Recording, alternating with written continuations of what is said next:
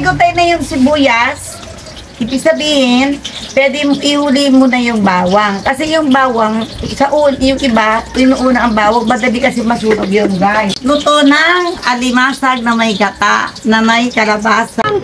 Smells like yummy. Smells like yummy. Yummy. Hello, carbs.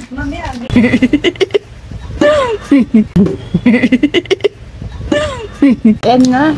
Diin ang aking alimasag. Sure naman.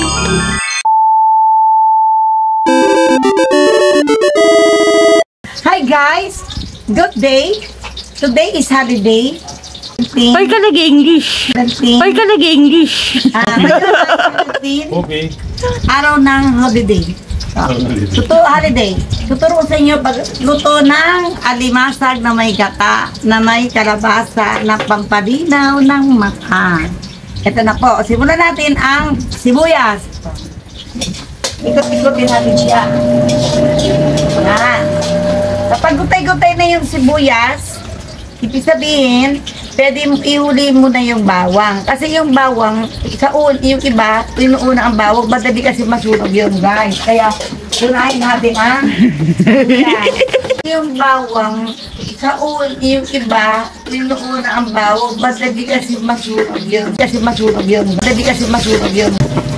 Ito, sunod-sunod. Ang dami, diba? Gilig-gilig.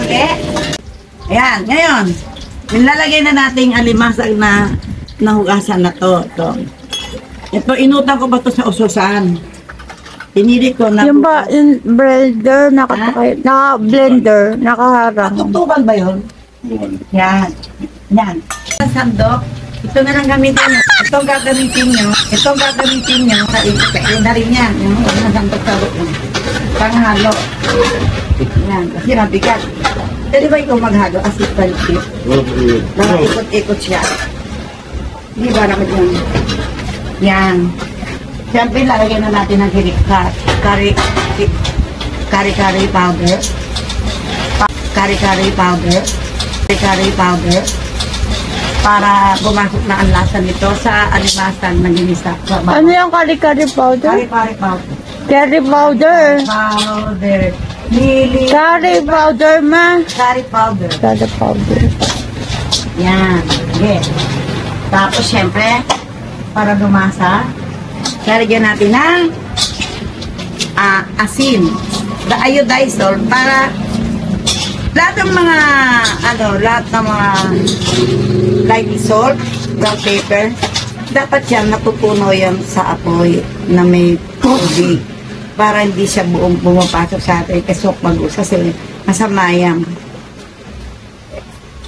But for health. Pag ganito na ang kulay, ilalagay na natin yung gata para maluto na siya.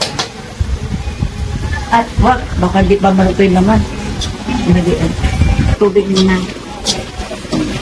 Ika lang, excuse me. Ano po? Inahalo na po? Inahalo-halo na po, yan. Ito na po?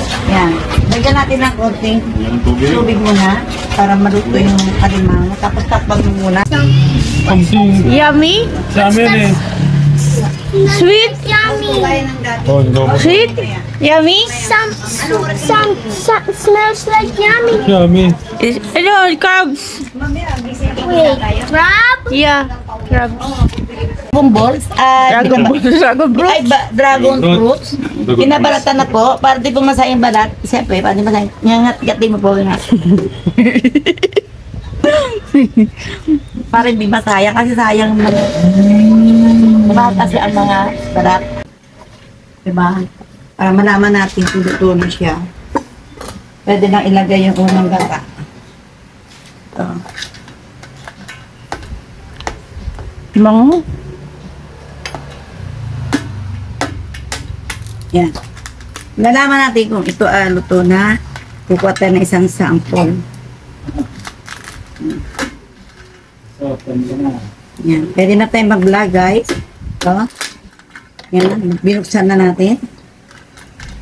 Yan. Yan ang hirap pag kumakain ka na alibasa, parang nasasayang yung pera mo eh. Kasi ang nakakain mo lang ganito eh. Parang pwede na to. Ngayon, ito na ba? Ngayon, to, pakailan. Asa. Masarap. Pwede na. Pwede na. Mm-mm. Ngayon,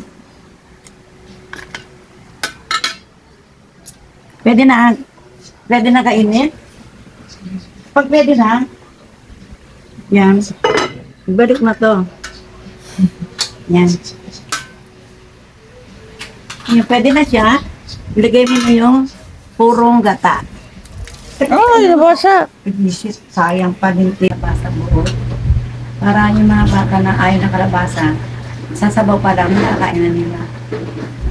Yan. Malapit na siya sa parang. Yan ang paraan ko. Yan ang version ko sa pagluluto na gata. Yan.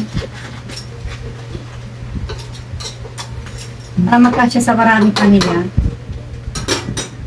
ang paraan lang ay bigyan natin ng sapin. Asan ang sapin niya? Asan yung sapin? So, dito na ang sapin. Tataog ko to dito to.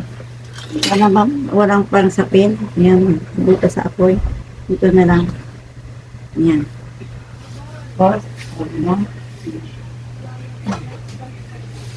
para di maubos, yung ulam nyo. Aabot pa ng gabi.